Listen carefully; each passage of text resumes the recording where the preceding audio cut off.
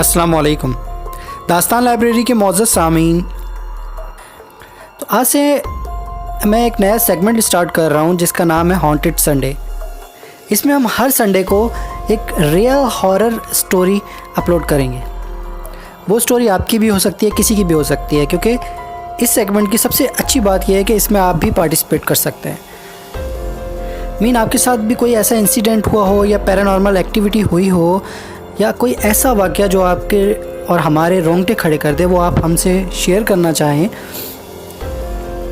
تو آپ میرے ڈسکرپشن میں دیے گئے واٹس ایپ نمبر پر اپنی آڈیو میں ریکارڈ کر کے بھیج سکتے ہیں۔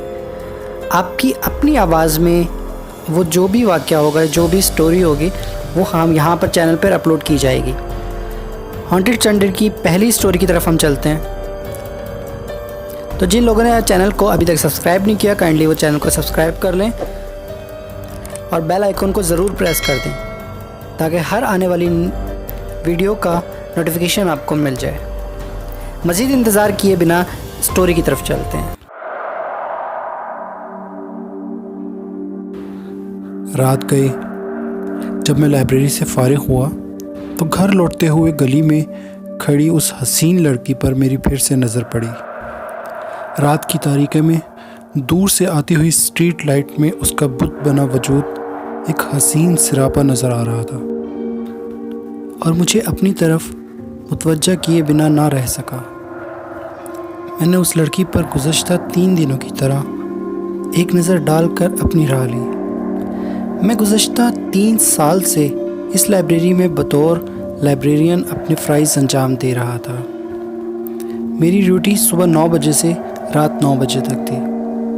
رات گئے گھر پہنچ کر تھکن سے چور ہو کر ماں سوائے کھانے کے اور اس کے بعد سو جانے کے کوئی تیسرا خیال میرے ذہن میں نہیں آتا تھا، لیکن نہ جانے کیوں پچھلے 3 راتوں سے بستر پر لیٹتے ہی اس حسین کا خیال میرے دماغ پر کوٹ پڑتا تھا اور میں نیند کی وادیوں میں گم ہونے سے پہلے اس کے بارے میں سوچا کرتا تھا۔ کچھ سوال تھے میرے ذہن میں۔ اتنی اندھیری رات میں وہ تنہا لڑکی وہاں پر کیا کر رہی تھی؟ وہ کہاں سے آتی تھی اور کہاں جاتی تھی؟ وہ جگہ کوئی بس اسٹاپ بھی نہیں تھا اور نہ ہی وہ جگہ کسی اکیلی لڑکی کے کھڑا ہونے کے لیے تھی، کیونکہ دور ایک پان کا کیبن تھا جہاں اکثر 5-6 لڑکے کھڑے ہوئے باتیں کر رہے ہوتے تھے، لیکن وہ لڑکی روز وہاں کھڑی ہوتی تھی۔ کہاں سے آتی تھی، کہاں جاتی تھی، مجھے کچھ معلوم نہیں، اور اس کا وہاں کھڑا ہونے کا مقصد کیا تھا؟ یہ سوالات ذہن میں گردش کرتے رہتے تھے۔ ایک بار میں نے اور نوٹ کی، جب بھی میں لائبریری کے مین گیٹ سے باہر نکلتا تھا وہ میری جانب ہی دیکھ رہی ہوتی تھی۔ میں اس کی نظروں کی تپش محسوس کر سکتا تھا۔ مجھے معلوم ہوتا جیسے میرے بس اسٹاپ پہنچنے تک اس کی نظریں میرا تعاقب کرتی تھیں، لیکن مجھ پر اتنی ہمت نہیں تھی کہ اس کو مڑ کر ایک نظر ڈال دوں یا مڑ کر ایک دفعہ اس کو دیکھ لوں۔ وہ اتنی حسین تھی کہ میرے دل میں تو آتا تھا کہ میں بھی بغور اس کا جائزہ لوں، بلکہ جس طرح نوجوان لڑکے یا بوڑھے لوگ لڑکیوں کا نظروں ہی نظروں میں پوسٹ مارٹم کرتے ہیں، میں بھی اس طرح اس کا پوسٹ مارٹم کروں۔ لیکن فطری جھجک اور خاندانی شرافت جیسی زنجیروں میں جکڑا ہوا انسان کچھ نہ کر سکا۔ میں 3 دن تک تو اس مقام پر اس لڑکی کو دیکھ کر آگے بڑھ جاتا تھا۔ رات کو سونے سے پہلے اس کا خیال مجھے مسلسل پریشان رکھتا تھا۔ وہ آہستہ آہستہ میرے دماغ پر چھا رہی تھی۔ ان 3 دنوں میں نے 3-4 ہی دفعہ اس پر نظر ڈالی تھی۔ ان 3-4 نظروں میں نے اتنا دیکھ لیا تھا کہ وہ ایک جاذب نظر شخصیت تھی۔ سفید لباس زیب تن کیے ہوئے، اس کا چمکتا بدن، کالی کالی موٹی آنکھیں، لمبے گھنے بال، وہ ایک حسین شہزادی کی طرح وہاں کھڑی رہتی تھی۔ ایک بات اور میں نے محسوس کی، وہ اپنی حسین آنکھوں سے جب وہ میری طرف دیکھ رہی ہوتی تھی تو ان آنکھوں میں کچھ ایسا سحر تھا کہ اچھے بھلے انسان کے پاؤں جکڑ لے۔ مجھے خود پر غصہ آنے لگا تھا کہ کم سے کم میں وہاں رک کر اس کے رکنے کی یا اس کے کھڑے ہونے کی وجہ تو جان سکتا تھا۔ آخر اس کا اور میرا سامنا پچھلے 3 دن سے لگاتار ہو رہا تھا۔ ہو سکتا ہے وہ میرے پوچھنے پر کچھ بتا دیتی۔ آخر میں نے فیصلہ کیا کہ کل اسے اس کے وہاں کھڑے ہونے کی وجہ ضرور معلوم کروں گا۔ یہ سوچتے سوچتے ٹائم کا مجھے پتہ ہی نہ چلا اور نہ جانے کب نیند نے مجھے آ دبوچا۔ ہماری لائبریری جس علاقے میں قائم تھی وہ نسبتاً پرسکون علاقہ تھا۔ وہاں آبادی بھی بہت کم تھی اور کتابوں کے شوقین بک ریڈرز کے لیے تو بہترین علاقہ تھا، کیونکہ اس علاقے میں اکثر خاموشی ہی رہتی تھی۔ ہماری لائبریری کا سٹاف 3 افراد پر مشتمل تھا، کیونکہ یہ کوئی بڑی لائبریری نہیں تھی۔ بلدیہ کی طرف سے میرا تقرر ہوئے صرف 1 سال ہوا تھا۔ میرے علاوہ میرے اسسٹنٹ بابا علی بھی تھے، جو ہم سب میں سینئر تھے، اور ایک لیاقت تھا جو مجھ سے تھوڑا جونیئر تھا، مگر وہ دونوں میرے ماتحت تھے۔ روزانہ تقریباً 8-10 افراد لائبریری میں آتے تھے، جن میں کچھ افراد باقاعدگی سے آتے تھے۔ ایک ریٹائرڈ ڈپٹی کلکٹر صاحب تھے جو علم و ادب کا شغف رکھنے کی وجہ سے روزانہ تقریباً 10-11 بجے تشریف لے آتے تھے۔ ان کے علاوہ کچھ اسٹوڈنٹ بھی تھے جو روزانہ باقاعدگی سے آتے تھے۔ باقاعدگی سے آنے والے لوگوں سے ہمارا تعلق ایسا ہی تھا جیسے کہ وہ ایک اسٹاف ممبر ہی ہوں۔ اگلی صبح جب میں لائبریری پہنچا تو میرے ذہن میں یہ خیال تھا کہ آج رک کر میں ضرور اس سے پوچھوں گا، اور یہ خیال اتنا طاقتور تھا کہ سارا دن میں توجہ سے کوئی کام نہ کر سکا۔ معلوم نہیں یہ خیال میرے ذہن میں کیوں اس طرح چپک گیا تھا کہ بار بار وہ منظر ذہن میں ابھر رہا تھا۔ وہ جس طرح کھڑی ہوتی تھی سڑک کے ایک کنارے، وہ پورا منظر پوری دن میرے ذہن پہ سوار رہا۔ لائبریری کا رجسٹر کھولا تو لگا جیسے ہر صفحے پر وہی تصویر ہے، وہی سین ہے، وہی منظر نظر آنے لگا۔ جلدی جلدی سارے صفحے میں پلٹنے لگا۔ یوں لگ رہا تھا جیسے میں کوئی البم دیکھ رہا ہوں۔ ہر صفحے پہ وہی منظر اور اس حسین لڑکی کا مسکراتا چہرہ۔ میرا ذہن ایک دم چکرانے لگا۔ میں نے رجسٹر بند کیا اور سر تھام کر بیٹھ گیا۔ یا اللہ، یہ کیا ماجرا ہے؟ بابا علی سے میں نے پانی طلب کیا تو وہ میری ہی طرف دیکھ رہے تھے۔ وہ فوراً گئے اور شیشے کے گلاس میں چمکتا ہوا صاف شفاف پانی لے کر آئے۔ میں نے جیسے ہی پانی پکڑا تو میں نے چیختے ہوئے بابا کو آواز دی۔ وہ گھبرا کر میری طرف آئے اور بولے، جی صاحب کیا ہوا؟ پانی خراب ہے کیا؟ لائیں مجھے دیں، میں آپ کو دوسرا پانی لا کر دوں۔ وہ سمجھے کہ شاید پانی میں کوئی کچرا مجھے نظر آیا، اس وجہ سے میں چلایا ہوں، لیکن پانی میں مجھے اسی لڑکی کی تصویر نظر آ رہی تھی جو بابا نہ سمجھ سکے اور نہ دیکھ سکے۔ وہ جلدی سے گئے اور دوسرا گلاس لینے کے لیے چلے گئے۔ مجھے سمجھ نہیں آ رہا تھا اس طرح صرف 3 دن کے اندر وہ لڑکی میرے حواسوں پر کیوں چھائی جا رہی ہے۔ میں کوئی ٹین ایجر 17-18 سال کا کوئی نوجوان نہیں تھا کہ میرے ساتھ ایسا ہو رہا تھا، بلکہ میں تو ایک شادی شدہ 30 سال کا مرد تھا، اور میری شادی ہوئے بھی 3 سال ہو چکے تھے۔ مجھے تو کبھی اس طرح کا موقع ہی نہیں ملا کہ کسی لڑکی وغیرہ کی طرف اس طرح اس نظر سے میں دیکھوں، یا کسی لڑکی کے خوابوں و خیالوں میں گم ہو جاؤں، یا کسی کے بارے میں سوچوں۔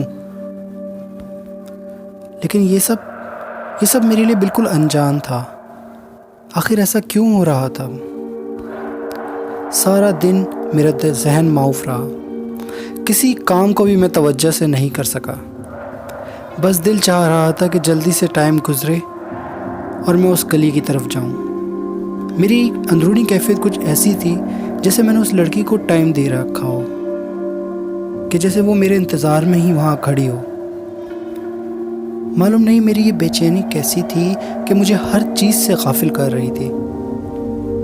جو ہی کلاک پر میں نے ٹائم دیکھا 9 بجے کا، میں فوراً جانے کے لیے اٹھ کھڑا ہوا، جبکہ ابھی 2-3 افراد لائبریری میں موجود تھے اور میری ذمہ داری تھی کہ جب سب لوگ جا چکے تو لائبریری کو میں خود لاک کروں۔ لیکن آج مجھے کچھ اندر سے بے چینی تھی اور جلدی تھی۔ میں نے علی بابا سے کہا، بابا آپ سب دیکھ کر لاک کر کے چلے جانا، میں جا رہا ہوں۔ چونکہ پچھلے کبھی 3 سال میں ایسا نہیں ہوا تھا تو بابا علی بھی مجھے بڑی حیرت سے دیکھ رہے تھے۔ میں نے انہیں اگنور کیا۔ میں انہیں کیا بتاتا کہ مجھے ایک انجانی سی کشش کھینچ رہی ہے۔ میں دنیا و مافیا سے بے خبر بس ادھر جانا چاہتا ہوں۔ رات کی تاریکی چھا چکی تھی۔ میں تیز تیز قدم اٹھاتا اس طرف چل رہا تھا جہاں پر وہ لڑکی روز کھڑی ہوتی تھی۔ میں اتنا مگن تھا اس کے خیالوں میں کہ مجھے یہ تک احساس نہ تھا کہ میرے آگے پیچھے کون چل رہا ہے یا میرے پاس سے کون گزر کے گیا ہے۔ بس میرے قدم خود بخود اٹھتے جا رہے تھے اس سمت۔ مجھے ایسا محسوس ہو رہا تھا کہ میرے ارد گرد ایک غبار سا چھایا ہوا ہے، ایک دھواں سا ہے، اور میں بس چلے جا رہا تھا اس سمت۔ جو ہی میں اس گلی میں داخل ہوا، مجھے لگا جیسے میری منزل آ گئی ہے۔ اس چمکتے دمکتے مسکراتے ہوئے چہرے نے مجھے خوش آمدید کہا۔ مجھے لگا جیسے میں کسی رانی کے محل میں اس سے ملاقات کرنے آ گیا ہوں۔ وہ اتنی مدھر آواز میں بولی، میں بہت دیر سے تمہارا انتظار کر رہی تھی۔ مجھے لگا جیسے میرے ارد گرد گھنٹیاں بج رہی ہوں۔ میرے دل کی دھڑکن تیز ہو گئی تھی۔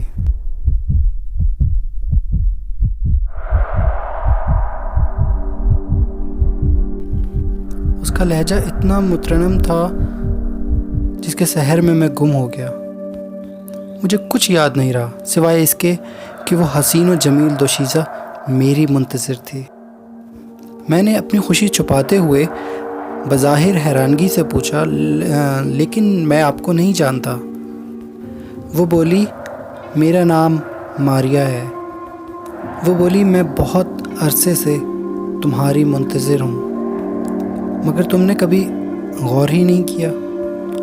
آج تمہارے یہاں آنے سے گویا میری عید ہو گئی۔ مجھے یوں لگا جیسے ساری فضا گنگنا رہی ہو۔ لیکن میں نے دوبارہ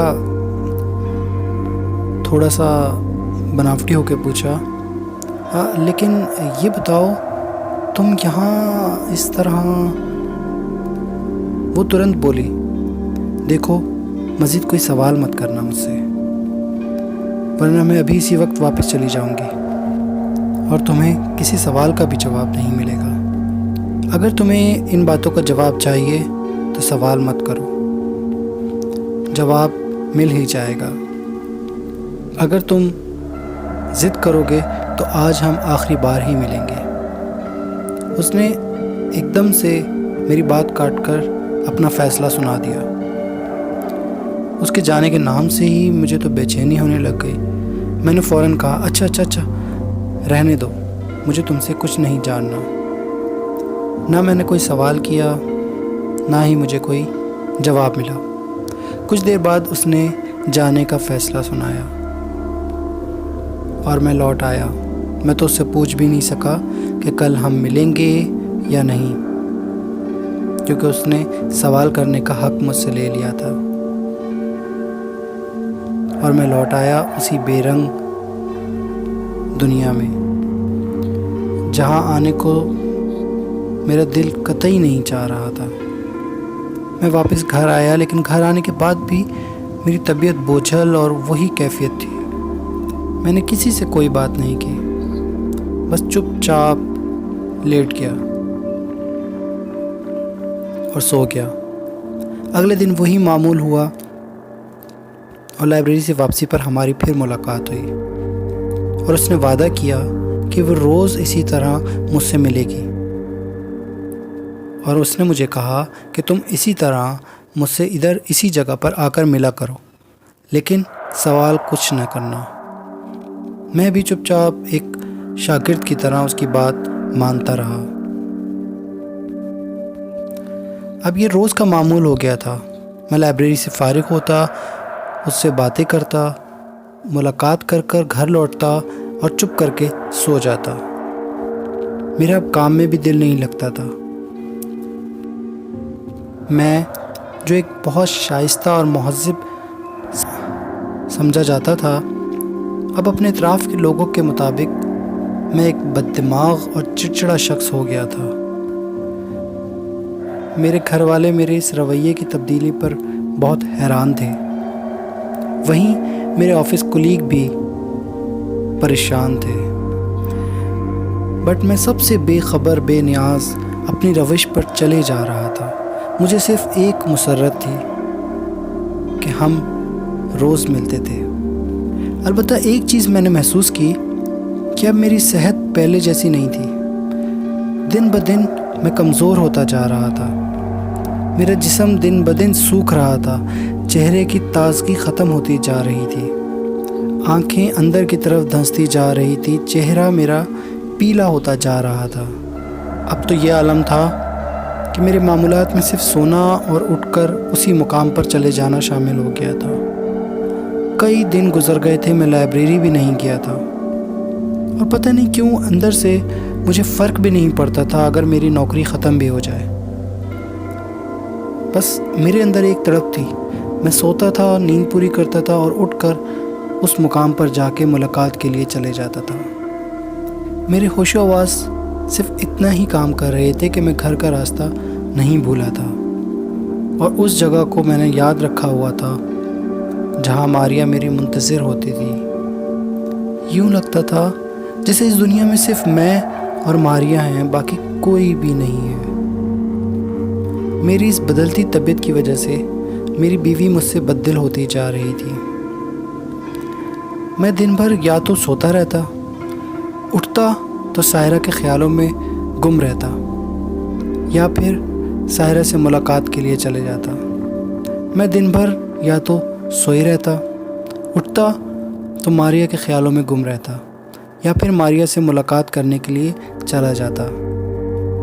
گھر والے میری حالت کی وجہ سے تشویش میں مبتلا تھے، اور میری بیوی لڑ جھگڑ کر میکے جا بیٹھی تھی، لیکن پتہ نہیں کیوں مجھے فرق نہیں پڑتا تھا، وہ واپس آئے یا نہ آئے۔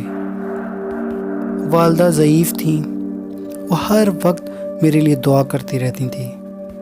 مجھے نہ نوکری کی پرواہ تھی نہ دنیا کی پرواہ تھی، میں بس اپنی دنیا میں مست ہوئے جا رہا تھا۔ مجھے کسی چیز میں دلچسپی نہیں تھی، میری دلچسپی صرف اس سے منسلک تھی۔ میری آنکھیں اس کا دمکتا چہرہ ہر وقت دیکھنا چاہتی تھیں، میرے کان اس کی شگفتہ آواز کے منتظر رہتے تھے، دل ہر وقت اسے پکارتا رہتا تھا۔ میں کون ہوں، کیا ہوں، یہ سب کچھ میرے دماغ سے محو ہوتا جا رہا تھا۔ میری حالت اس مریض کی طرح ہوتی جا رہی تھی جو صرف آکسیجن ماسک کی وجہ سے زندہ تھا، اور میری سانسیں برقرار رکھنے والا آکسیجن ماسک کا نام ماریا تھا۔ وہ کہاں سے آتی ہے، کہاں چلی جاتی ہے، اور میرا اس کا کیا تعلق ہے، اور کب تک یہ قائم رہے گا؟ یہ سب پوچھنا چاہتا تھا، لیکن یہ سب پوچھنے پر اس نے پابندی لگائی ہوئی تھی۔ میں اس ڈر سے یہ دریافت بھی نہیں کرتا تھا کہ کہیں وہ مجھ سے روٹ کر ہمیشہ کے لیے مجھے چھوڑ نہ جائے۔ ایک بات اور عجیب تھی، وہ کہتی تھی جب مجھ سے ملنے آؤ تو میری طرف دیکھو، مجھ سے باتیں کرو، اور جب جانے لگو تو واپس مڑ کر کبھی نہ دیکھنا، اور میں اس کی بات کا پابند تھا۔ نہ جانے کب تک میں اس طرح رہتا کہ ایک دن ماریا سے میں نے ہمیشہ کے لیے ساتھ رہنے کی بات کی۔ میں چاہتا تھا کہ یہ سلسلہ کچھ ایسا ہو کہ میں ہر وقت ماریا کی قربت میں رہوں۔ میں نے اس سے پوچھا کیا ایسا ممکن ہے؟ وہ کچھ سوچنے لگی اور پھر بولی ہاں بالکل ممکن ہے، مگر کیا؟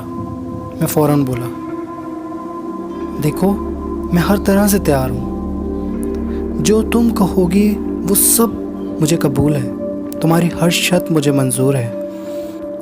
وہ بولی میری ایک شرط ہے۔ میں نے کہا کیسی شرط؟ بولی پہلے وعدہ کرو۔ میں نے کہا ہاں مجھے ہر شرط منظور ہے، میں کہہ چکا ہوں تمہاری ہر بات میں مانوں گا، ہر شرط مجھے قبول ہے۔ وہ بولی تو سنو، تمہیں میرے ساتھ چلنا ہوگا، تمہیں میرے ساتھ چلنا ہوگا ایک ایسی جگہ جہاں جا کر ہم کبھی واپس نہیں آئیں گے۔ تمہیں اپنے تمام رشتے ناطے چھوڑنے ہوں گے، اس دنیا کو، اس دنیا کے تمام افراد کو، اپنی ماں کو، سب رشتے ناطے چھوڑ کر میرے ساتھ چلنا ہوگا۔ کیا کر سکو گے ایسا؟ کیا چل سکو گے میرے ساتھ؟ اس نے بڑی ادا سے پوچھا۔ میں کچھ دیر خاموش رہا اور سوچنے لگا۔ تو وہ بولی دیکھو میں کوئی تم سے زبردستی نہیں کر رہی، تمہاری اپنی مرضی ہے، اگر چاہتے ہو تو کل جواب دے دینا۔ میری حالت ایسی تھی جیسے چھوؤ تو لہو نہیں، میری سوچنے سمجھنے کی صلاحیت بھی موقوف ہو چکی تھی۔ بھلا میں کیا سوچتا؟ مگر اس وقت میں نے سوچنے کے لیے ٹائم مانگ لیا۔ مجھے عارضی پناہ گاہ سے دائمی پناہ گاہ کی طرف جانا تھا۔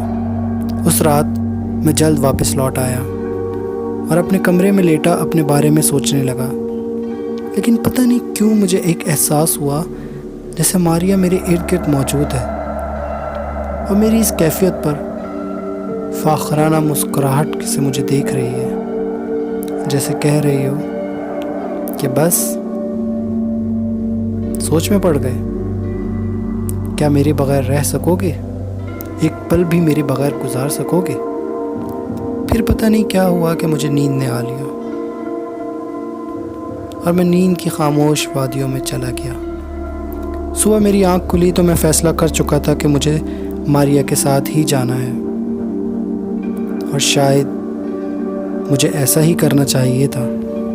میں آخری بار والدہ سے ملنا چاہتا تھا کہ انہیں کچھ بتاؤں گا نہیں، بس مل لوں گا۔ ویسے بھی یہ سب لوگ مجھے نیم پاگل کہتے تھے اور یہ سب لوگ مان چکے تھے کہ میں نیم پاگل ہو چکا ہوں۔ میں نے والدہ کے کمرے میں قدم رکھا تو وہ مصلی پہ موجود تسبیح پڑھ رہی تھی۔ میری والدہ نے میری طرف دیکھا تو مجھے ان کی آنکھوں پر چمکتے آنسو صاف دکھائی دیے۔ میں کسی بھی جذباتیت کا شکار ہونے نہیں چاہتا تھا، لہٰذا میں نے جلدی سے ان سے ملا اور خدا حافظ کہہ کر جانے کے لیے پلٹا، لیکن ان کی آواز نے میرے قدم روک لیے۔ بیٹا ادھر آؤ، میرے پاس آؤ، میرے پاس بیٹھو۔ میں مڑا اور ان کے پاس جا کر بیٹھ گیا۔ انہوں نے مجھ پر دم کیا اور ایک گلاس پانی پینے کو کہا، اور ساتھ ہی انہوں نے کہا کہ بیٹا میرے ساتھ بیٹھ کر چائے پیو۔ میں نے سوچا جب آخری بار ملاقات کر کے جا ہی رہا ہوں تو چلو اپنی والدہ کے ساتھ بیٹھ کر چائے پی لیتا ہوں۔ انہوں نے چائے بنا کر دی تو میں نے جلدی چائے پی کر ختم کی۔ مجھے شدید گھبراہٹ ہونی شروع ہوئی، میرا دم گھٹنے لگا، میرے ماتھے پر پسینے آنے لگ گئے اور میرا جسم گھبراہٹ سے دوچار ہوا جیسے میں نے چائے نہیں کوئی زہر پی لیا ہو۔ مجھے اندر تک ایک تلخ مادہ اترتا ہوا محسوس ہو رہا تھا۔ میں جلدی سے اٹھ کھڑا ہوا، میرے قدم بہت بھاری ہو رہے تھے۔ میں جلدی سے باہر آیا، میرا سر پھٹتا ہوا محسوس ہو رہا تھا، جیسے سر پر کوئی بھاری بوجھ رکھ دیا ہو۔ مجھ میں چلنے کی سکت بالکل نہیں تھی، لیکن ماریا کی سرگوشی میرے کانوں میں گونج رہی تھی، میں تمہاری منتظر ہوں، جلد آؤ میرے ہمدم۔ بس اس سرگوشی کے سہارے میں ہمت کر چلتا رہا۔ میری حالت بہت عجیب ہو رہی تھی، مجھے لگ رہا تھا جیسے میرے جسم کے 2 ٹکڑے کیے جا رہے ہوں۔ بہرحال اس تمام حالت کے باوجود میں اس مقام پر پہنچا۔ سامنے دیکھا تو ماریا کھڑی میری منتظر تھی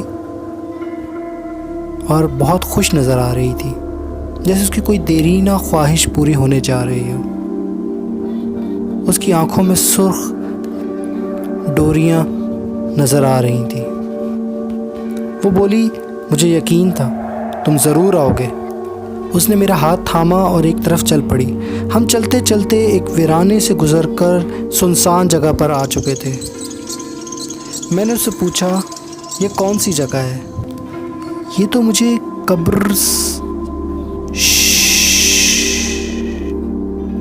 اس نے میری بات کاٹ کر مجھے خاموش کرا دیا۔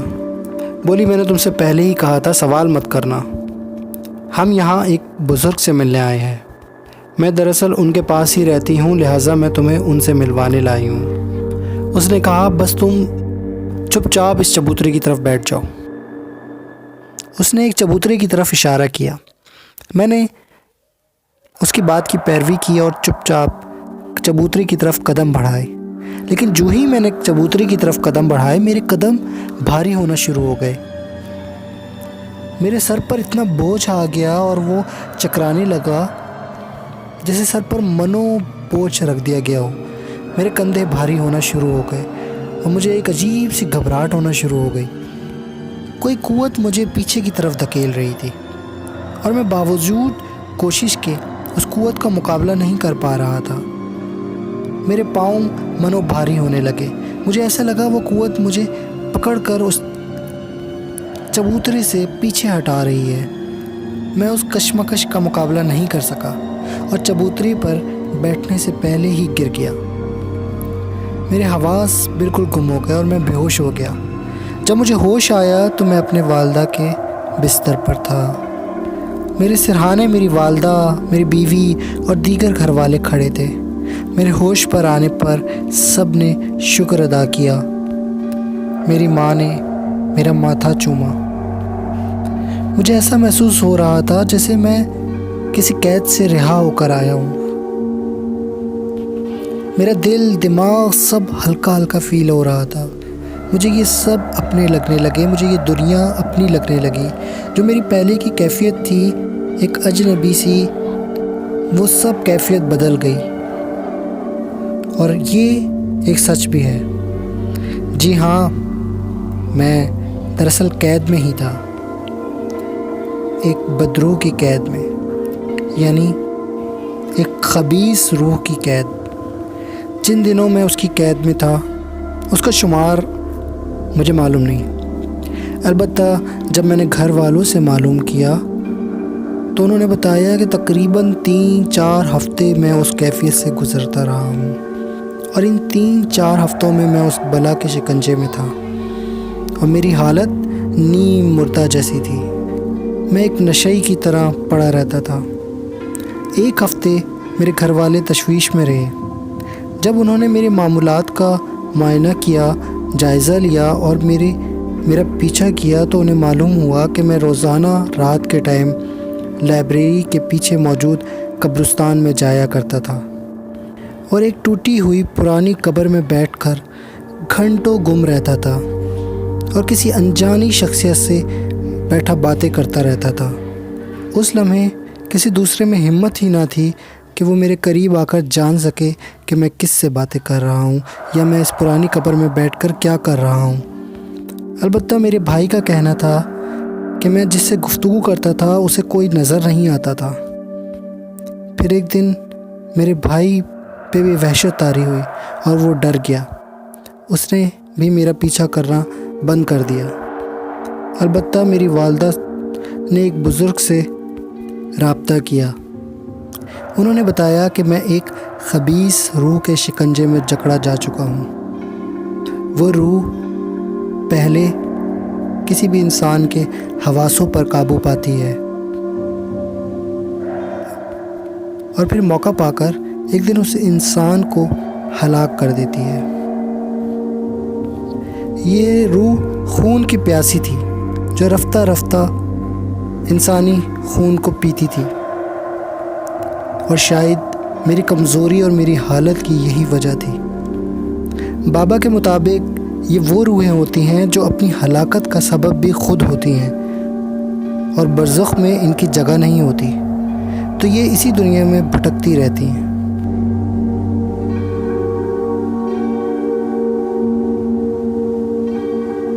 ایسی صورت میں کوئی شیطان کا چیلا ان کو اپنے قبضے میں لے کے اپنے ناپاک ارادوں کے لیے استعمال کرتا ہے۔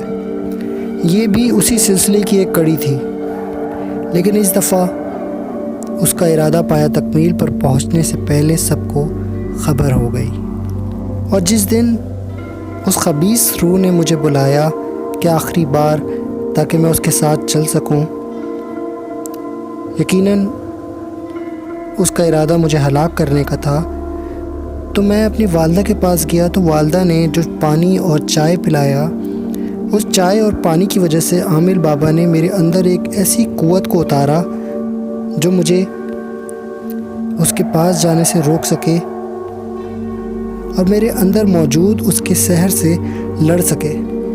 عامل بابا نے یہ بھی بتایا کہ میری رگوں کے اندر میرے خون کے ذروں میں اس کا سحر جذب ہو چکا تھا، جس کی وجہ سے میرا خود پر بھی کنٹرول نہ تھا۔ میں بس اس کی ہاں میں ہاں ملاتا تھا، اور جیسے ہی اس چیز کا توڑ ہوا اور عامل بابا کی پڑی ہوئی طاقتیں میرے اندر گئیں تو میں ایک دم سے چکرا گیا اس جنگ کی وجہ سے، جو جنگ نیکی اور بدی کی میرے اندر لڑی جا رہی تھی۔ دراصل میں میدان جنگ میں تھا اور اس جنگ میں نیکی کی فتح ہوئی۔ اگر میں اس چبوترے پر جو دراصل میری موت کا چبوترا تھا بیٹھ جاتا تو یہ کہانی آپ تک کبھی نہ پہنچ پاتی، لیکن میں اللہ کے کرم سے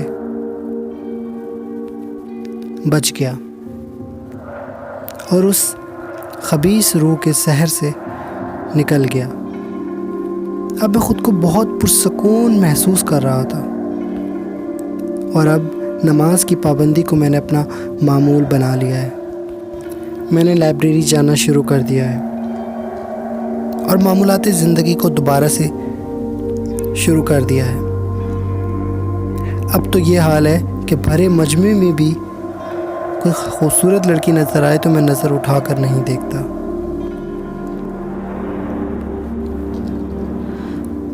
تو ناظرین، یہ تھی ہارر سنڈے کی آج کی پہلی کہانی۔ آپ لوگوں کے پاس بھی کچھ ایسی اور بہت انٹرسٹنگ کوئی ہارر سٹوری ہو تو ہارر سنڈے کے لیے ضرور آپ پارٹیسپیٹ کریں، اور اپنی کوئی سٹوری جو بھی ہے وہ آپ شیئر کر سکتے ہیں۔ نیچے ڈسکرپشن میں نے واٹس ایپ نمبر دے دیا ہے، کائنڈلی اس پر اپنی آڈیو میں ریکارڈ کر آپ بھیج سکتے ہیں۔